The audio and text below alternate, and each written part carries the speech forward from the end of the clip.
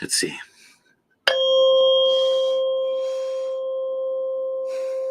All right, let's do an allow and engage session. A quickie. Right, Limby? Send me the fears, send me the symptoms, thoughts, feelings, whatever you got. Send it to me. You can kind of picture it going in your throat, chest, like a cloud. Right? You feel it. Feel the feelings. Allow it to be there. Let it do its thing. You can give it 30 seconds. 30 seconds to 3 minutes, right? Tops. You're processing it, allowing it, letting it do its thing, acknowledging it. And then you picture it passing through you and out the back, right? And you can also, when you now move to engage, because you got to move on, right? We're moving on. Now you can picture it sitting on your shoulder. So we have an open door always, right? So now we engage. And let's melt to this frequency of healing. I don't know if this is a healing frequency. I think it might be. Hold on. 528. If you were to YouTube it, I think it's the healing one. I don't remember anymore. But it feels good. Listen.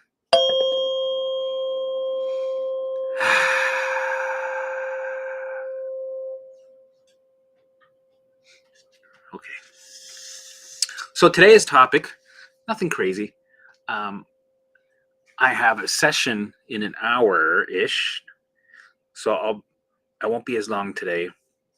I'm taking classes for mediumship. Yeah, a little bit of, out there, a little woo-woo, but I've always been interested in it. Ever since I've been through this journey, I used to watch a lot of Next Level Soul.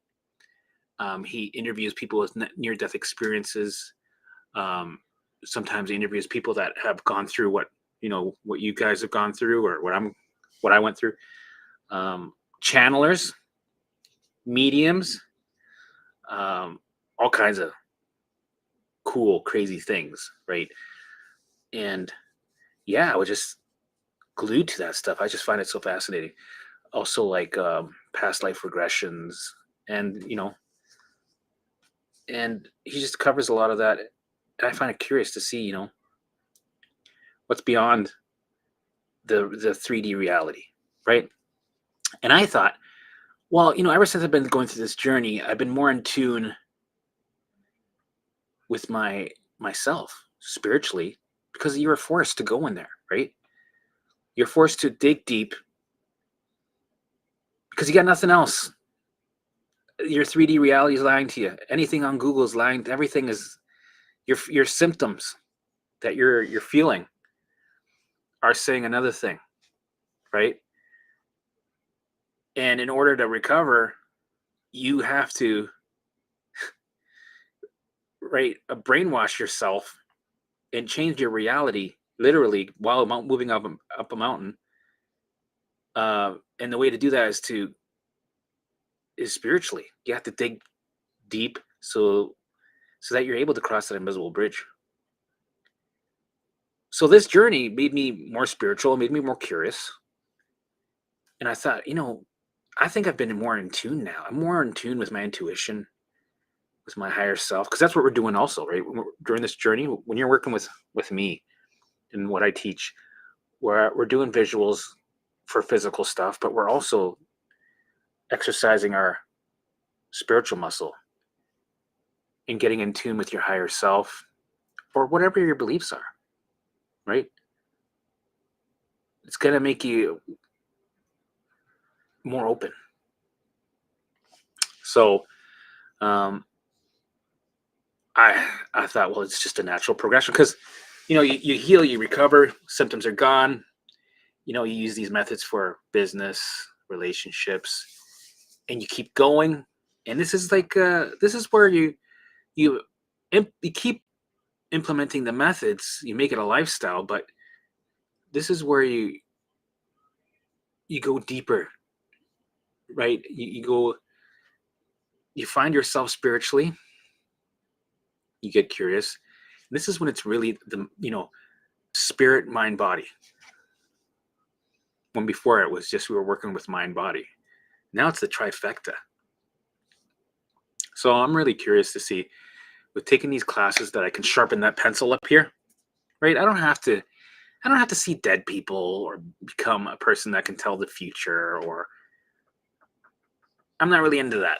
I'm not really, but I do want to be able to tune in and know, like I've already been doing that every day for an hour, 4.5 years. So I've been sharpening that pencil slowly, getting that pineal gland glowing and strong out of survival.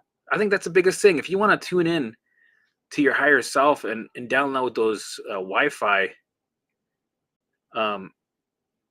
signals from consciousness, you got to get yourself out of the survival state, because if you don't, your physical brain cock blocks you, right? Because it wants to get your attention. It doesn't want you to tune in, to the other side. It's like, no, we don't got time for that. Close that up. No. We need you here now because there's a liger behind you.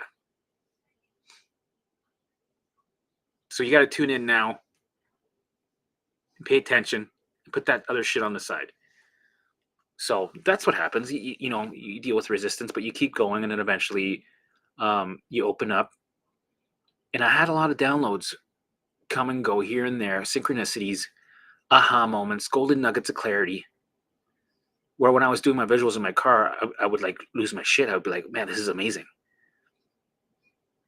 Right? I would like ask my guides, my higher self, for some guidance. All right.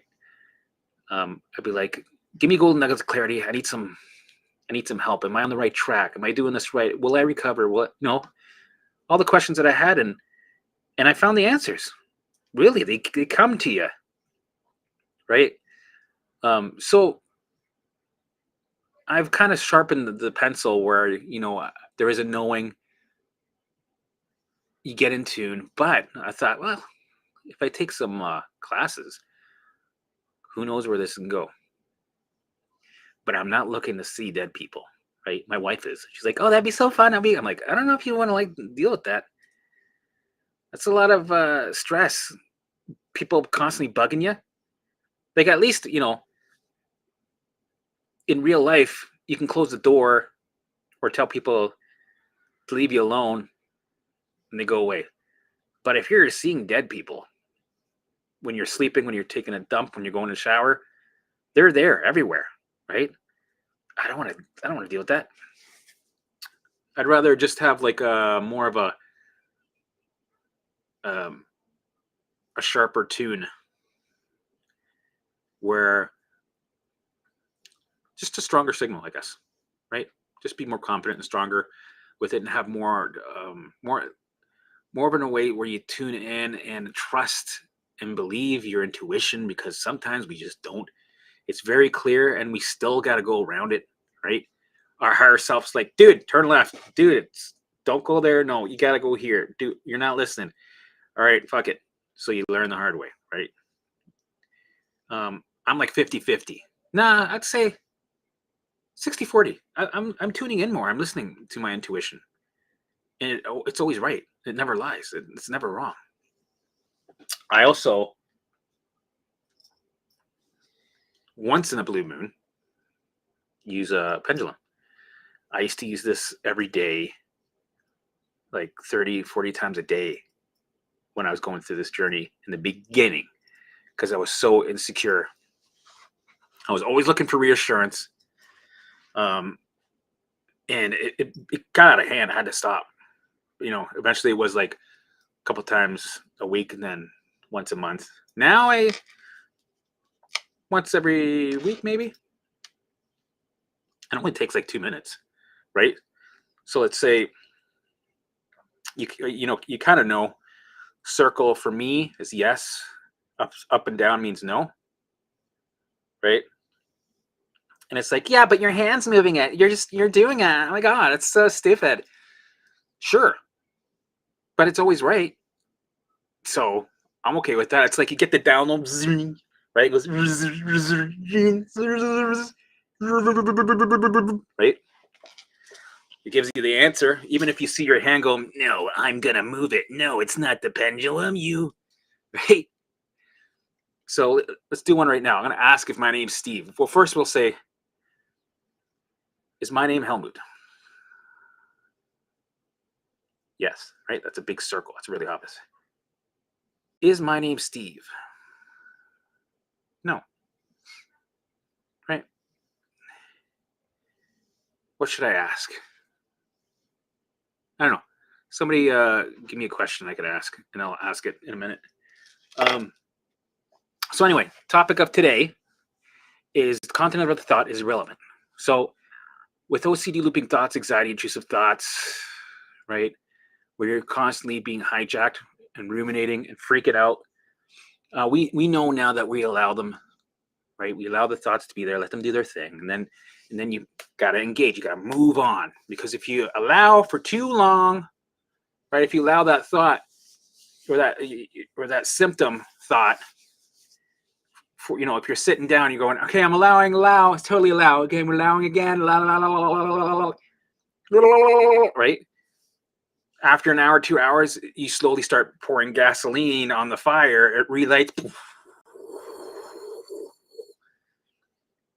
I should have some paper to make that fire sound. That's not very good, right? You relight it, and you start to, first you start to get sucked into the rumination. Then it's catastrophizing, and then it's trying to figure out. Then it's analyzing, right? That's the problem. That's why you got to give it a bit of a sweet spot timeline. So, 30 seconds to 3 minutes. That's a good time. That's a good sweet spot. You allow it, give it, and then you move on. You engage in something that, cutting the lawn, shoveling the grass, whatever. And then if it's bugging you again, right? If it's like, dude, you need to acknowledge it, then do it again. And you might find yourself doing this 200 to 500 times a day each, right? Each time, boom, boom, allow and engage, allow and engage, allow and engage. It's the second half, the engage is just as important as the allowing. You need both, right? You can't just allow, because then it'll just reform into a flame, right? So you have to allow, let it dissolve through you, and then engage. That's really important. And also, the content of the thought, 90% of the time, is irrelevant. The only time it's relevant is if you're in real danger. Then the messages that are being sent to you, you need to be aware of, right? So if you're in a house and there's a fire, holy shit, there's real danger. If there's a bear chasing you or a swarm of bees, shit, there's real danger. This alarm, right, is legit. I got to listen to it. It's not irrelevant. And you know that by witnessing it firsthand. So anything else, like catastrophizing about any symptom, thought, feeling, blah, blah, blah, blah, blah, blah, it's because you're in a survival state.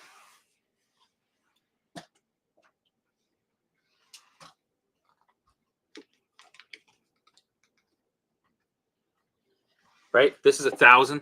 This is 0. Right? When you go, the higher you go, the more it sends you thoughts as bait to get your attention.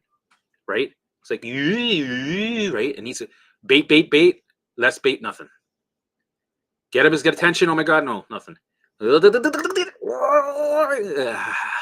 Right? Alarms, nothing, no alarms. They're turned off. Right? So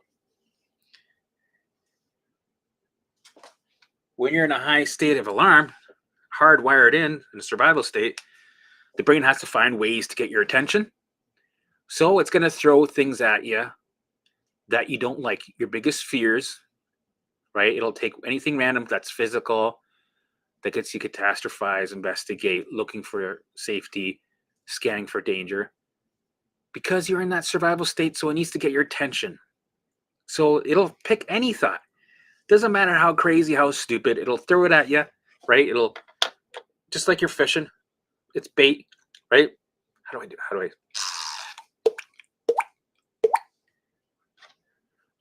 Let's do this one. No, that was not good. Pen always is the best, right? And then it reels you in, right? It's like it sends the thought, feeling, whatever, and you're like, ooh. It's like, yes, let's go to the root emotion. Let's feel that. I need you to acknowledge this alarm because we're in danger.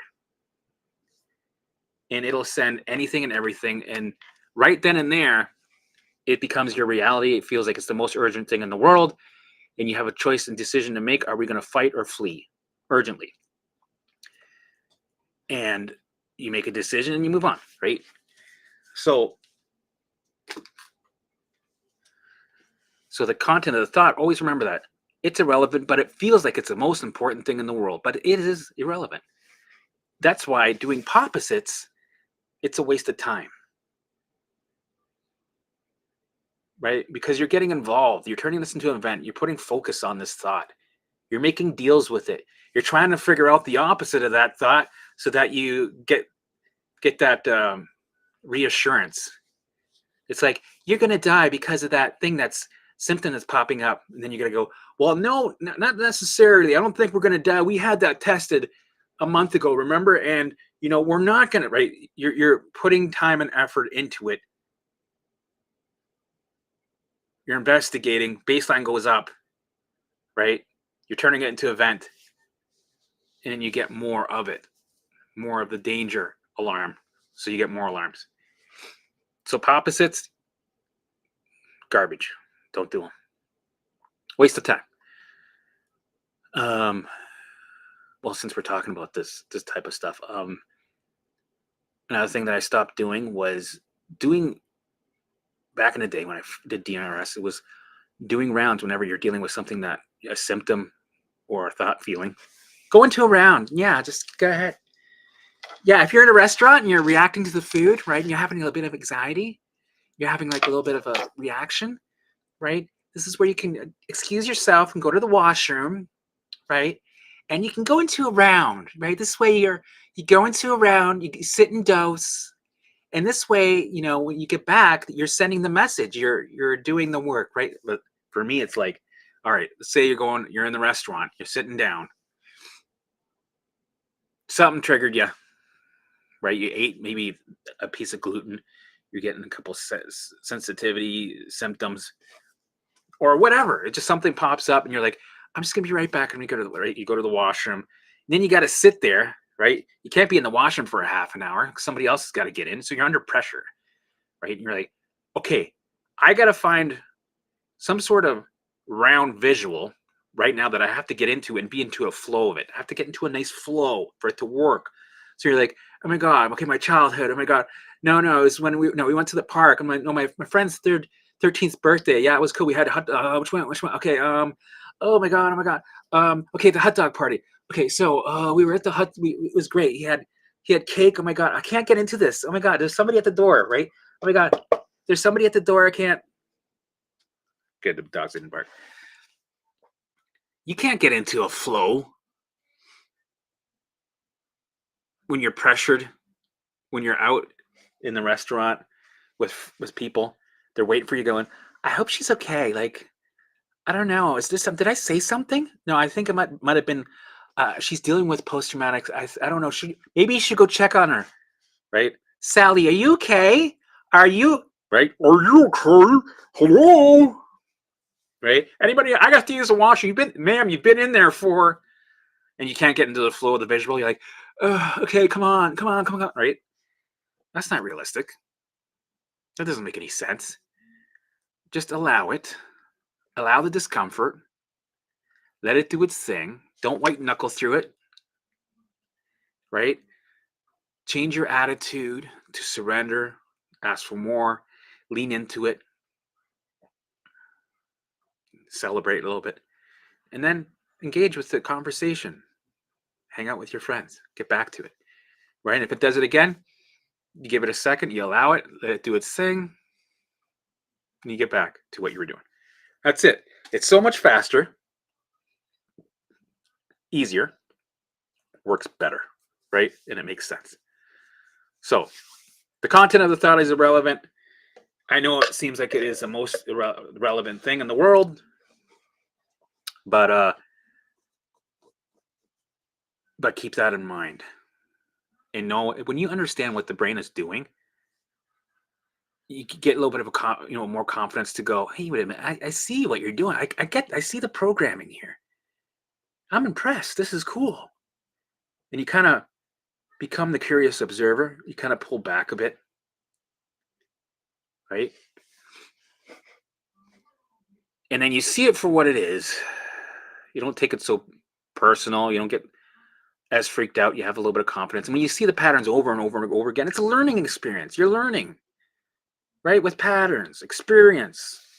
And then you see it for what it is authentically. And you're like, sweet buddy. All right, let's engage. You good? All right, let's engage, right? All right, I'm gonna take some chat questions, see what people are saying. So I'm working on my website with getting Sam's CFS course up on my website, and we are hopefully, depending how fast I can do this shit, I'm gonna try to push for March. Gonna be running. We're gonna have maybe I'm thinking the first month will be like a grand opening month, right? Group coaching, membership with me and Sam. She's going to be specializing with CFS, fibromyalgia. She'll be hosting groups on Tuesdays. I'm not sure what time yet. I'll be focusing more on the shit I went through, right? The food sensitivities. This is like my strong area. Food sensitivities, mast cell activation syndrome, multiple chemical sensitivity, right? IBS, all the gut shit, the OCD, right? And Sam also, she's good at that OCD shit too, right? And you'll be able to see us both, right? One day with Sam, one day with me. Take both my course, her course. My course is more like the work, right? Her is more like science, right? Because the more you know, the more you have confidence, right, and understanding. Then that's really important. And that'll be a membership monthly. So that's gonna be fun. That's gonna be exciting. I want our shit to be the gold standard, right? Where people go to, they can trust the information, they trust us, they like working with us. Also, the community, the people that are involved, give a lot of good support, right? It's like a fucking family. So that's what I'm trying to grow here. A place where you laugh, you learn, you heal, you support, and you trust, right? That's the goal. Computer fast repair. Hey, Helmet, I saw a Joe Rogan interview with Mel Gibson. Nice. They said ivermectin is curing cancer. What do you think about that? I think it's great, right? There's a lot of things that are hidden that the public doesn't know about. It's censored. You can probably understand why. But I still think at the end of the day, update the software and you're never going to need ivermectin, right? We're never going to need any of these things. It's good that they're there, right? Because sometimes times there's crunch time, you need those things to help you, which is good to have, right? But I think it makes sense to maintain a lifestyle so you never get to that point. You're always moving through the chronic illness. Yes, life throws you curveballs. Even when you recover, life is going to throw you curveballs, but we're going to be able to work through it. So we're never stuck in a chronic state, right? We're a cork and water moving through it. So that's with the information that you're learning, implementing, and when you recover, that shit stays with you the rest of your life. So that's a gift. It's forcing you to make massive changes, and you're going to take that with you for the rest of your life. Yeah. Hi, can you tell the daily routine for recovery? Mine, well, you know what? I'll go over quickly the 9 pillars of recovery. Right, this is a program that I created and I used. I took a bunch of no, I took a couple programs, got into the mind body space, did some research, talked to some people, kept some people around me that healed, and I became my own guinea pig.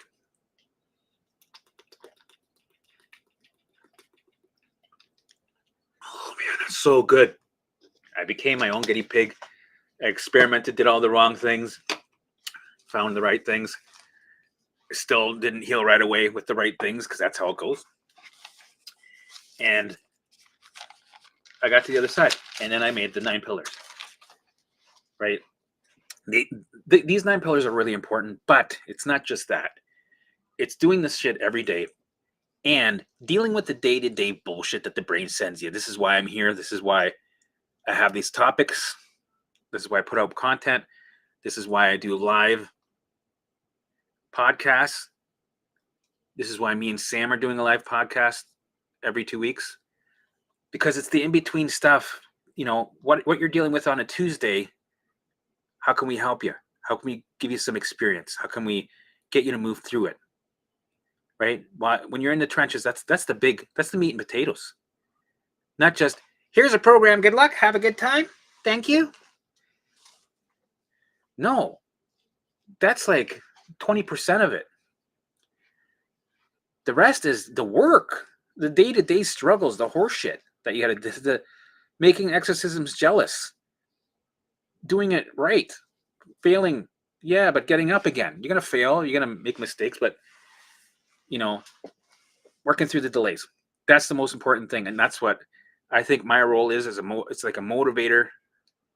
Tell people, yeah, I went through that, reassurance, and expect more of it, and the day-to-day stuff. I think that's my role. Anyway, so visuals, right? Doing an hour of visuals every day, being consistent, never missing a day. I still haven't missed a day. It's been 4.5 years. Allow and engage. Allow thoughts, feelings, symptoms. Let them do their thing, right? And engage in life. In the beginning, you might need to stick to your coping mechanisms just so that you can do the work.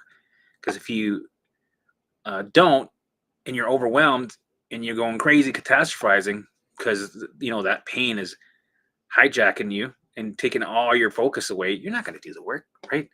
So what's the point of that? You're just stuck. So whatever coping mechanisms that you need, use them. Any avoidance behaviors that you need to do, use them. They're only temporary. And I know what I'm saying goes against all the mind-body gurus. They're like, oh, no, don't do that. No, that goes, you're just reaffirming that there's something wrong when there's nothing wrong. You don't. No, yeah. Don't fucking listen to them. Listen to me. Use whatever coping mechanisms you need in the beginning. It's only temporary, just so that you're sane enough to do the work. Because the work's really important. There's steps, there's a program, there's work. The TMS community, that's a dirty word. Oh, steps? No, you don't program. No, you don't do that. You live life, dial down the fear. No, when you're dealing with OCD looping thoughts, 75 symptoms, brain's constantly hijacking you, you need some steps. You need that lighthouse when you're out lost at sea. Okay, 3rd pillar, right? Raise your vibration, raise your mood every day for 1 hour. So for me, it was dancing to reggae and groove music. Massive, because like I'm saying, with the visuals and the dancing, the reason why we did the reason why we do that is because we want to bring the baseline of survival down. Because of all the years of horse shit, it got hardwired and locked in. This is your program software set to survival, hardwired and with neural pathways, right? And we got to bring that down over time. 1 hour a day times 2 years, 3 years. How many? That's like 15 hours of visuals. You know, when you look at a Tuesday and a Wednesday, the needle doesn't move much with the visuals. You're like, nothing's done. There's nothing. This doesn't. No, but over time, give it a year, 2 years, 3 years. massive changes. The brain has no choice but to change. It goes from here, 1,000 to 0. So that's why visuals are important. And elevating. Imagine 1 hour of visuals a day, elevating for 1 hour a day. Plus, if you're a brown noser like me, you're walking for 2 hours a day, sometimes 3. Yeah. Man, that's like 3 or 4 hours a day times 360. Dude, your brain has, you are going to recover. So, and the reason why we do these things, right, is to bring baseline down, but to sit in a dose, dopamine, oxytocin, serotonin, endorphins, right? That's why it's important. That's why it's called the work. That's why it's the behind the scenes shit. Be aware of old behavior patterns is huge, because if you're not aware of what got you sick with the behavior patterns that you used to have, then you're never gonna change. So you got to be aware of them, right? And not just one time on a Tuesday. Every day you got to be aware of it, and every day you got to change it, right? So that could be behavior patterns, could be body checking your heart rate, checking your pulse, blood pressure, right? Talking to Sally about symptoms when you're by yourself, going, "Oh, I'm never going to heal. This is brutal. Oh my God," right? Speaking danger while you're in the danger, when you're supposed to be speaking. When you're in the danger, you're supposed to be sending a message of safety, right? So all these things are important. Being aware of old behavior patterns. So what's next? Exposure and stages, right? In the beginning, we got so much on our plate anyway, right? Allowing is a form of exposure also. Visuals is our form of exposure, right? You got so much shit to deal with as it is through this journey, right? You're sticking to a routine. That's exposure.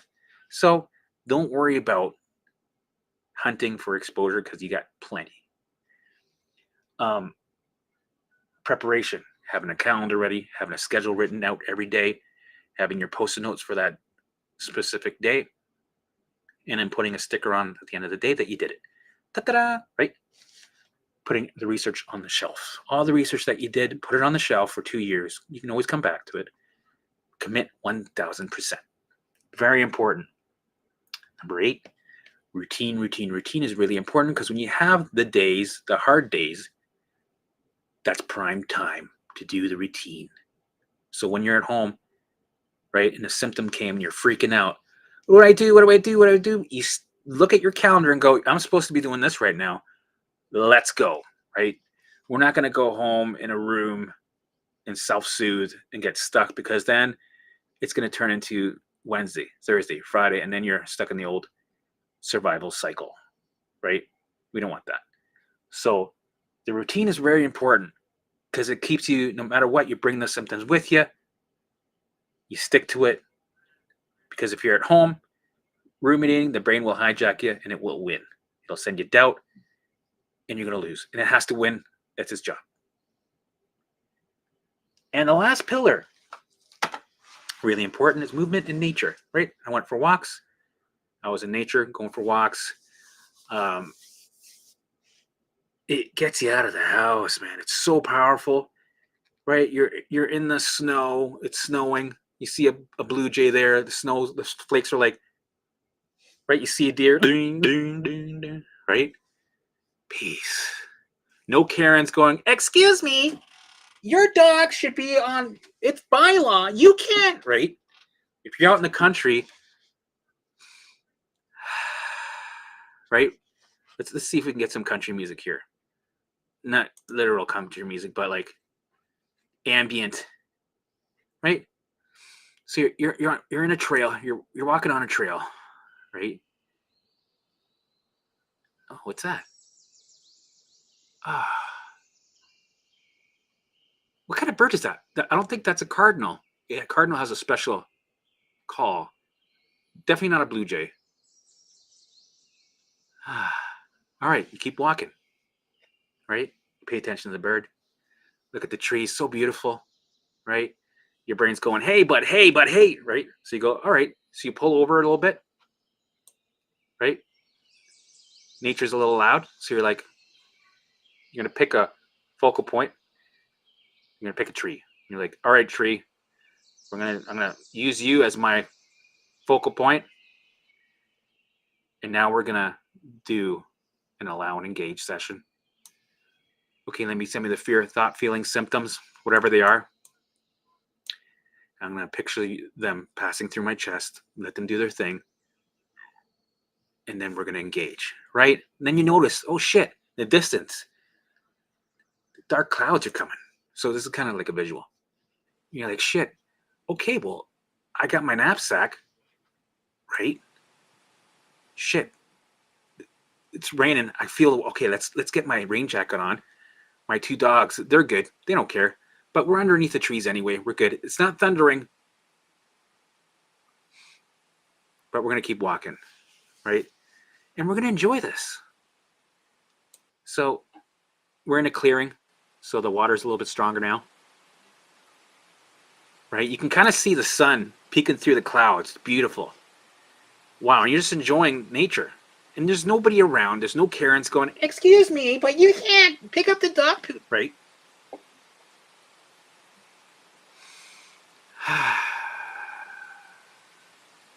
You're one with nature. And this is dose. This is hardcore dose.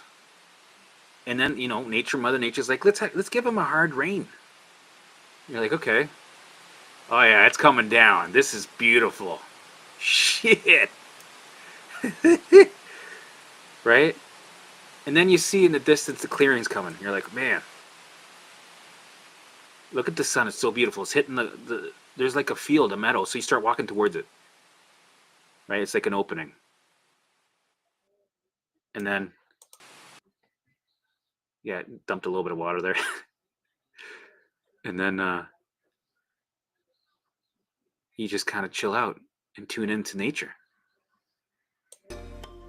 Oh, and then random music comes on. I don't know. We're in a movie, I guess. Yeah, I couldn't find any other sounds. So yeah.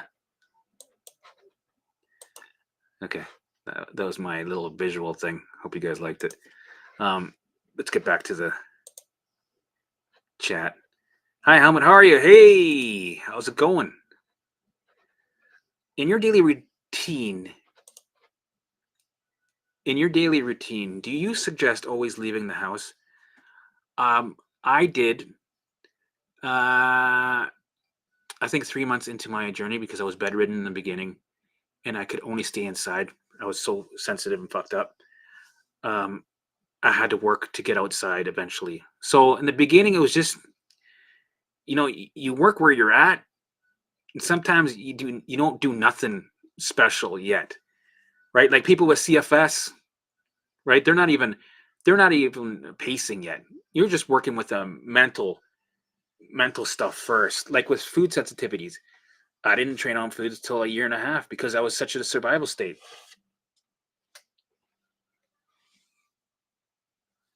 Right? So when you're up here, let's draw the X.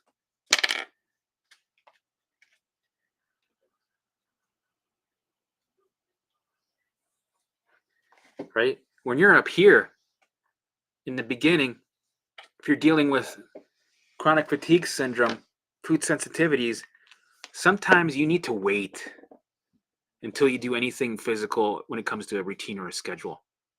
You don't even start the schedule yet. You don't even start training on anything yet. You might be, going through a calming period for me, it was a year and a half. Some people 6 months, where you don't change anything. You do what you're doing, but you're implementing the methods mentally. So you're where you're at, you're elevating, you're allowing and engaging. You're taking some of the storage, the full storage, you're emptying some of the bucket, right? While you're there. So you're doing it mentally. You're changing the program, right? You're elevating, doing your visuals. You're bringing the baseline down. And then eventually, when you've done that work, then you go into it. You start doing the training. This makes things work a lot easier. Instead of, when you're already in a survival state, everything's full, everything, a little drop of anything just sets you off, then you're crashing, right? And you got to wait to get out of the crash. And then you have a food flare for 3 weeks with bloody diarrhea. It's just a fucking psycho mess, right? So there's a period that I needed where I just needed to learn the methods, do the mental methods, and then I got the senior dog that needed to go out and pee that pushed me to do this shit. And I ended up walking around the block and then walking on a trail for a kilometer. And then my senior dog, I would drop her off at my mom's and I would go for a 10-kilometer walk. And I think that took me 6 months to get to that point. And then when I got to that point, I always went out. So yes, leaving the house was very, very important in my routine. But in the beginning, I wasn't there yet. I was in the house all the time, right? I was like pale, white, gray, sometimes green in the face. But eventually, I left the house a couple of times, blah, blah, blah, blah, blah, blah. Fast forward 6 months, 10 kilometers. I was walking, rain, shine, snow, sleet. Face was red because it was so cold. My hands were numb. It was so cold. But I think it's important to get to that stage because if you're at home, past a certain amount in your journey, you're leaving yourself open to not enough engagement, and your brain will hijack you and you'll ruminate and you'll get sucked in that old cycle of chronic illness, right? We want to get out of that. So we use nature, we use routine, movement, right? And I think it's really important to have that as part of your routine and your healing. I find my intuition increasing. You will. Your spiritual muscle, your higher self, it will, just like riding a bike. It'll start to sharpen. Your pineal gland will open up, right? The other day, my dad was about to play a song on his speakers, and I heard the song before it even played. I think that's clear audience or something. That's amazing. Yeah, you're going to find a lot of that during this journey.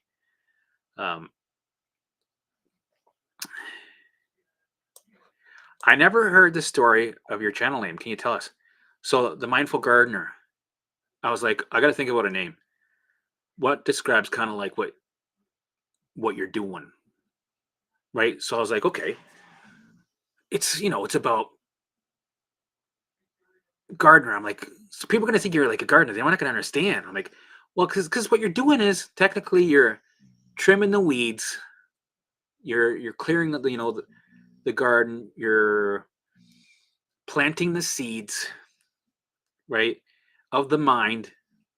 You're taking out all the old shit, the weeds, right? You're making holes. You're planting seeds. You're watering it. You're giving it nutrients. You're growing new pathways, right? And you're growing your version of Garden of Eden in the mind. And you're the gardener. You're the programmer. So that's kind of where I got it from. That idea, that concept, right? And it kind of makes sense when you think about it afterwards, right? And it's all with the mind, the mindful. It's all about how you program it. That can change your reality, and you create the Garden of Eden, right? Okay, so hi, Helmut. What about how to introduce a program while working? It's a lot of time to do it the rest of your life. 1 hour visual, yeah, 1 hour elevate emotional tracking, going out for walks, etc. Yeah, it's difficult for me. I couldn't work. I was so fucked up. So I was kind of grateful that I couldn't work because I was forced to do this. I know people that worked full time were just as bad as I was and had kids. I had one kid, but like I had help with my ex. She was there 50% of the time and with me. And, but I know people that were full-time parents, had a moldy house, had all the symptoms, and they did it. You got to figure it out. This is your life. This is where I don't know your your life, or if there's some things you can take out, if there's ways that some people have to take a break and stop working for a bit, right? And some people have, and I wouldn't have been able to work anyway. And some people, they figure it out. They wake up earlier. They're up at 5 a.m. doing visuals. They come home, they eat, blah blah blah blah, go for their walks, right? Do visuals at lunch. Like if you want to do this, you'll find a way, and the universe will provide the opportunities for you to do it. You'll be surprised. Some people are like, well, I can't because I got to pay, blah blah blah blah blah. But they take the risk and they do it anyway. They leave their job. And then all of a sudden, they're taken care of. It's crazy, but it really does happen. And it's how to keep up. I had no other choice. So it's one of those things that you just got to decide and do it. Right? Sometimes people aren't ready to do the work. Right? They need to fall harder. In my case, I fell really hard. I couldn't do anything because the fear is really important to be there to drive you. It becomes your asset, your friend. And some people, like I have friends, I'm like, yo, what do you think if I should do this? I'm like, well, I'm thinking I could put you in my program. Are you going to do it? Probably not. Are you going to take this serious? No, you're not there yet. And I've told some of my friends, I'm like, you need to fall hard. So we'll give it a couple more years. And when you're ready, come to me. And then you'll do it and you'll get there. So there's that also, right? Good morning, Bree. Good morning, Australia. Did you leave the house all day when recovery?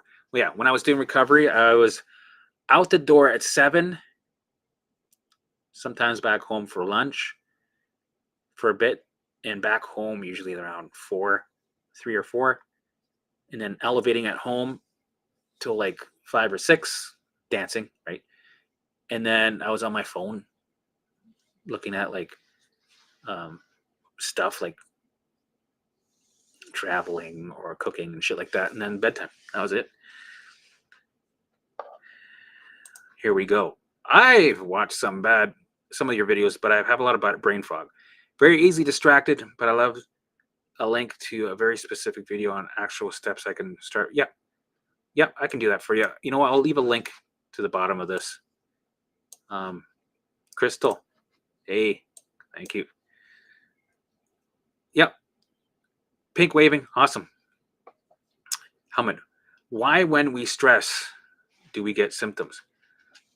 So when your baseline goes up, your survival state, it needs to get your attention because it's perceiving danger, right? It's perceiving that there's a tiger about to eat your head off, and its job, its only role is to keep you alive. Doesn't care if you suffer. So if it's perceiving that, because we programmed, let me say that again, we programmed it there from all the years of bullshit that we've been through. It has to get your attention because that program's still running. We're not out of the woods. We're still at 1,000. So, right, it's thinking there's an intruder. Mayday, mayday, mayday. So it sends symptoms to get your attention. They're alarms.